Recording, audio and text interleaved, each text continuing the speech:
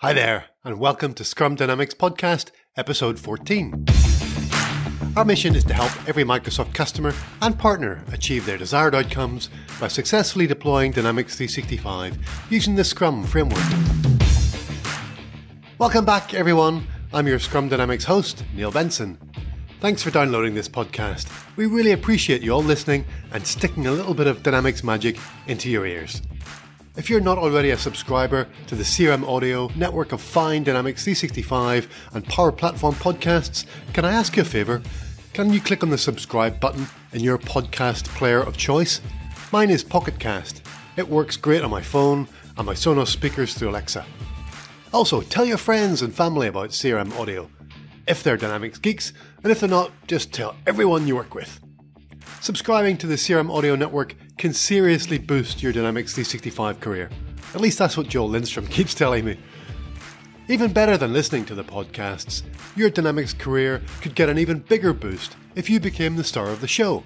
I'd love to interview people at Microsoft customers or partners, or indeed anyone at Microsoft, about their attempt to apply the Scrum framework to their Dynamics 365 projects. Whether it's working well for you or you've had a stumble or two, please get in touch and we'll get you on the show. You can find me on LinkedIn by searching for Neil Benson. Thanks to Inogic for their generous sponsorship of this episode. Maplytics by Inogic is a market-leading, certified for Microsoft Dynamics 365 geo-analytical mapping app. Maplytics empowers users with powerful map visualization and writing capabilities within Dynamics CRM to drive better sales, improve business processes, and engage the right customers at the right time. Maplytics works with Dynamics 365 version 9 and the Dynamics 365 app for mobile and tablet. Inogic is a leading Microsoft Gold Dynamics CRM ISV, delivering best-in-class Dynamics 365 solutions as well as cost-effective and high-quality programming services.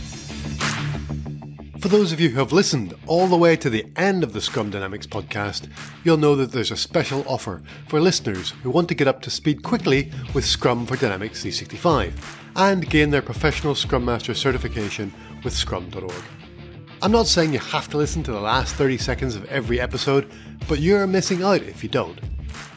Anyway, I'm not here to talk about endings in this episode. I'd like to talk about beginnings. I'm about to begin a new Dynamics 365 project. In fact, it kicks off later on today. I'm recording this first thing in the morning. We're going to be using the Scrum framework, of course. The first sprint kicks off on Tuesday, 1 week from now, and I thought it would be interesting to share with you the journey over the course of the project. I'm not sure if I can tell you the name of the Dynamics 365 customer yet. I'll check into that after I record this episode, and if I can use their name, I'll update the episode intro. I can tell you that they are a member-owned and extremely member-focused financial services organisation here in Australia with over 1.5 million members. The programme is called Jupiter, and our mission is to replace 2 legacy systems that are used every day by over 1,000 frontline consultants to serve the members. One is a 20-year-old product management and billing system, and the other is a 10-year-old CRM system. Both were custom-built and are in need of modernisation.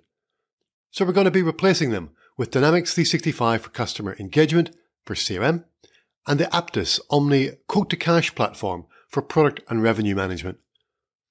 I'm the delivery lead for the Dynamics and Aptus workstream, while other delivery leads handle business and change, quality assurance, data migration, systems integration, and changes to a myriad of downstream systems that are impacted by the change of these 2 legacy systems. Jupiter will push the organisation closer to an agile approach than they've ever been before. At least that's my hope. They've never really used Scrum, or if they have, I haven't found the skeletons of those agile delivery leads who tried before me. I love the beginning of new projects. I don't know about you. In the last 10 years, I've led 4 or 5 large enterprise projects that have lasted a year or 2 years, as well as overseeing and participating in dozens of other smaller projects. So I really only get to work with an organisation on the launch of their CRM project every 3 or 4 years, and it's still a great feeling. When you're launching a project, it's an opportunity for a fresh start. You have a chance to apply everything you've learned, good and bad, from previous projects, and all the books you've read and the courses you've taken in between when you start a new project. You can take a fresh approach, try new ideas, take measured risks, and experiment with novel methods. You also get to work with new people. So far in the Jupyter project, I've met dozens of people who'll be working on the program full-time for the next year or two. 3 people joined my Dynamics team this week, and 9 more people joined this morning. It's been fun meeting and recruiting 12 new Dynamics team members to all start together at the same time on the same project when none of us have worked together before. We're going to deliver Dynamics 365 using 2 squads. I called them teams until last week when our new Scrum Master Carol told me she wants to call them squads. Spotify, one of the poster organizations for agile software development, call their groups squads, chapters, tribes, and guilds. Those names are, Carol tells me, being adopted in other agile organizations, so we're switching from Scrum teams to squads. In each squad, we've got people who specialize in requirements analysis, systems analysis, Dynamics 365 configuration and customization, Dynamics development and integration, and architecture and design. We've got a unified service desk specialist. We've got Carol, our Scrum Master, who's going to be the Scrum Master for both the squads, and a DevOps engineer to help the squads with continuous integration, continuous deployment, and automated testing. Apart from Carol and me, most of the Dynamics 365 squad members have only a little experience with Scrum. My role is just to make sure that, no one's shoelaces are tied together or anything crazy. In all my other projects, I've either picked up from where another implementation team had left off with their attempt to implement Dynamics 365 or CRM, or I've started a new team on a fresh greenfield project, but that team has been really small, 1 or 2 people, and grown over time.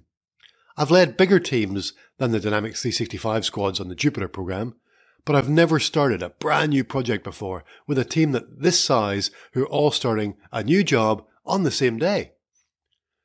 When I've grown my project teams from 2 or 3 initial members upwards to 10, 20 or 30 team members, they've all arrived over a few months.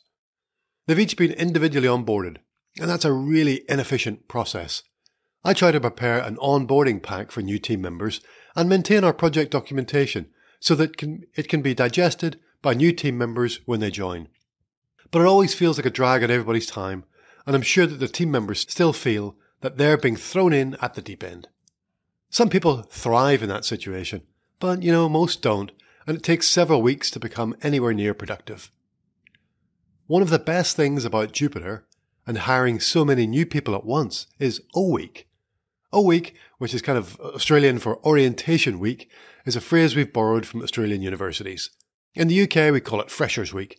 I'm not sure if there's a similar concept at universities in other parts of the world, but it's the first week of university or college where there are lots of special events to help new students get the most out of their first term. It's a crazy week normally of finding your way around the campus, including tracking down a decent coffee shop, meeting so many new people, trying to read lots of documentation filled with jargon you're struggling to comprehend, and doing your best to socialise with your new dorm mates. So the Jupyter program has lined up an O-Week for our new squad members. We've got a first day scheduled with a warm welcome, including a morning tea in about 3 hours from now, and then some icebreaker sessions to introduce the program team members with all the new Dynamics 365 squads. For introductions, I've asked the Dynamics team to tell their origin story, explain their avatar or a mascot, or share a story about a personal item. Then we've got over 40 people to introduce themselves, so it'll be a rapid-fire session. To make it easier, we've got name badges, name tags on desks, and a printout of everyone's name, photo, and role on the project. Tomorrow, we're off to headquarters for a full day of induction run by the HR, Learning and Development Department, who've lined up the organisation's chief executive and his leadership team to introduce the organisation's values, history, and different lines of business to all the new hires that have joined in the last month or 2.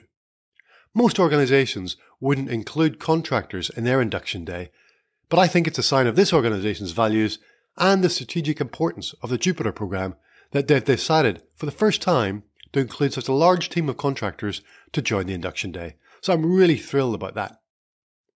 On Wednesday and Thursday, we start to dive deeper into the technologies.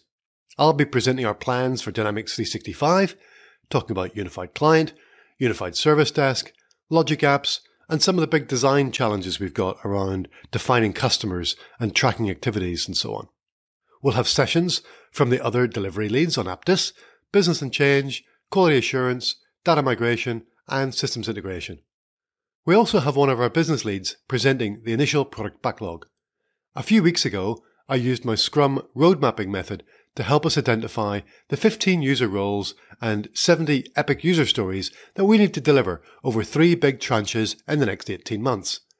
Our business leads own that roadmap now, and the more detailed product backlog that they've been producing from it. Carol, our Scrum Master, and I will be presenting a couple of sessions to introduce the squads to Scrum. I've already given the Dynamics 365 folks access to my course, but we'll be discussing how we're planning to apply Scrum to the Jupyter program. And then there's a second session around the agile practices we're planning to add to Scrum. For example, the Kanban boards. We're going to be talking about how we're going to use physical boards, as well as Jira to track our work, planning poker and relative story points, which I've talked about previously on episode 11, for estimating our backlog items, user story writing, invest, story splitting, story mapping, chores, spikes and refactoring, things like emergent design, collective ownership. We're going to get together our definition of ready and definition of done and prepare a social charter. We're going to talk about given, when, then and behavior-driven development, test-driven development and automated unit testing. We're going to be talking about item solutions, release solutions and frequent automated releases, as well as continuous integration and continuous deployment. We'll spend Friday and Monday in storytime workshops to refine the high-priority user stories and ensure that they're ready to start development when Sprint 1 kicks off on Tuesday a week from now. That's just 1 week and 1 day after the Dynamics squads started on Jupyter. You might have noticed that I mentioned business leads there. I didn't refer to our product owner. One of the unusual, and I have to admit the more uncomfortable aspects of the Jupyter program is that we don't have a product owner. In my Dynamics 365 projects using Scrum, I need a product owner. I always ask for one product owner who has the trust of all the groups of users, the project sponsor, and who can make the tough decisions to prioritize one requirement over another in order to maximize the value of Dynamics 365 so that we can meet the organization's desired business outcomes. The Jupyter program doesn't have a product owner. I can understand the reason why. It's truly an enterprise-wide program, and there isn't anyone in any of the different lines of business that sufficiently understands or has the trust of the other lines of business. I get that. That's a tough spot to find ourselves in. So it's a risk to my successful delivery.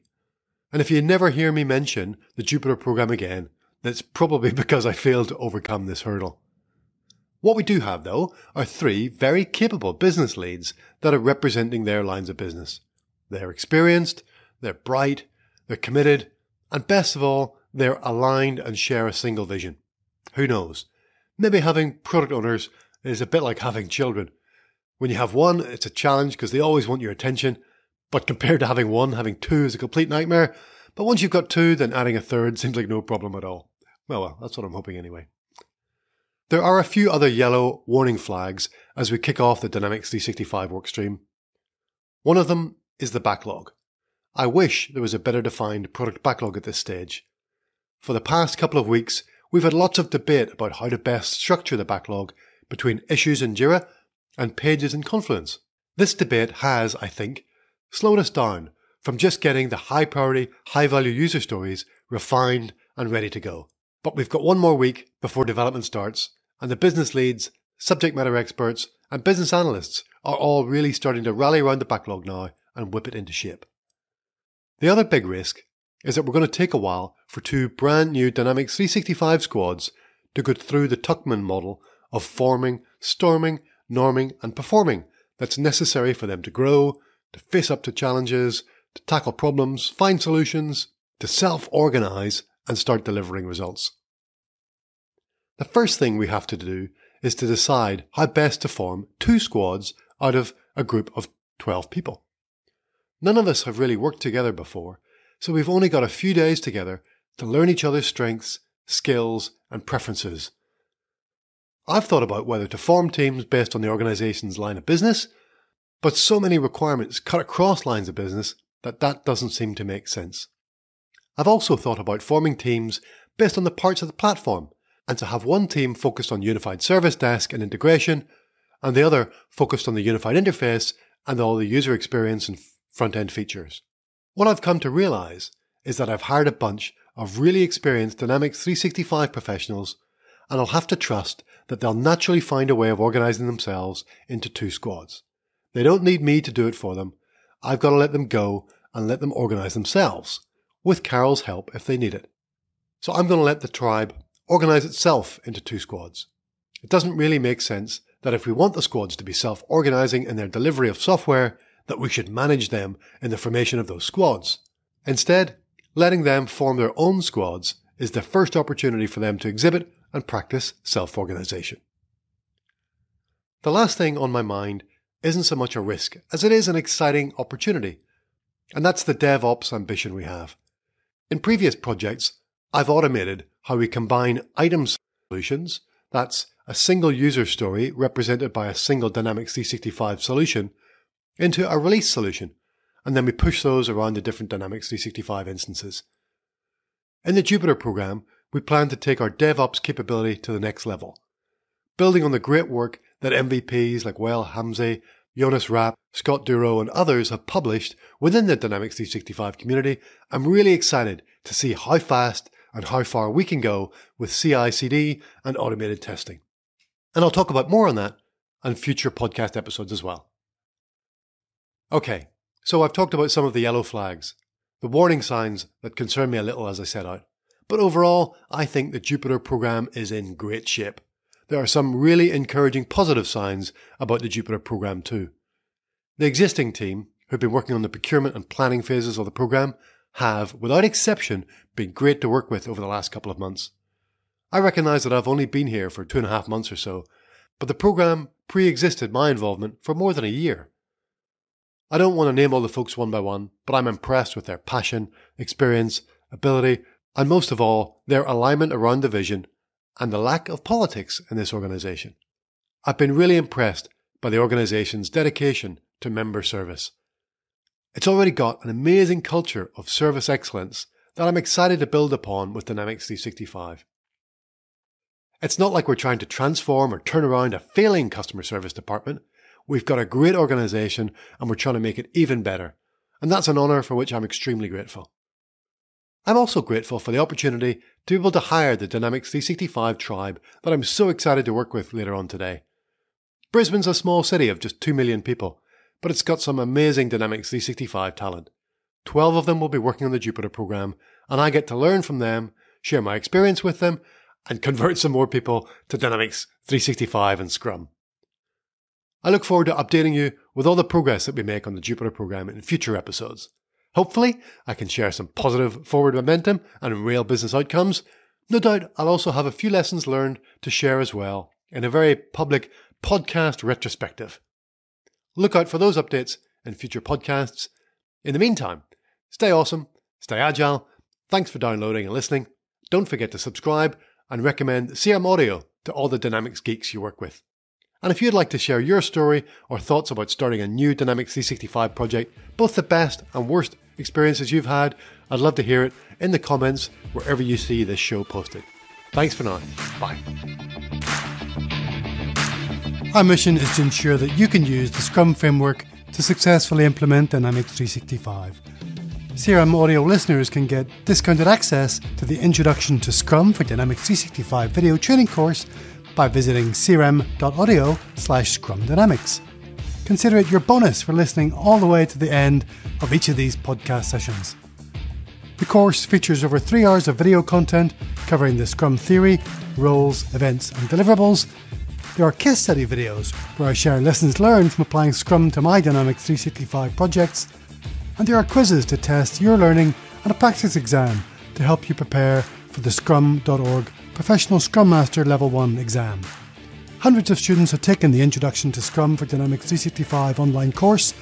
You can read some of their testimonials and find out more by visiting crm.audio/scrumdynamics.